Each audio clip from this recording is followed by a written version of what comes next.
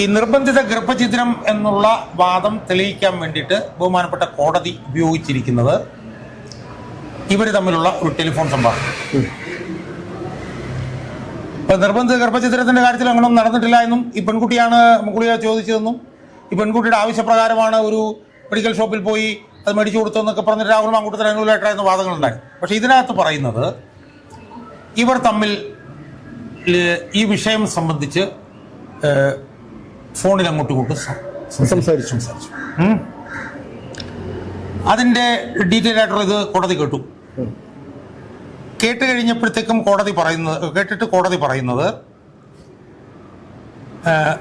നമുക്കൊരു കുട്ടി വേണം എന്ന് ഈ പ്രതി ഇരയോട് പറയുന്നു.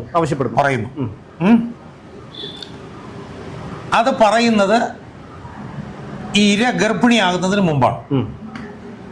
എന്നാൽ ഗർഭിണിയായതിനു ശേഷം ഗർഭഛിദ്രം വേണം എന്ന് ഇവൻ ആവശ്യപ്പെടുന്നു. എന്ന് പറഞ്ഞാൽ അവര് ദീർഘമായി ഫോണിൽ സംസാരിക്കുമ്പോൾ പ്രതി ഇരയോട് കുട്ടി വേണമെന്ന് പറയുന്നു. അതിനുശേഷം ഗർഭം ധരിച്ചതിന് ശേഷം അത് അബോർഷൻ ചെയ്യാൻ ആവശ്യപ്പെടുന്നു, ടെർമിനേറ്റ് ചെയ്യണം എന്നാവശ്യം.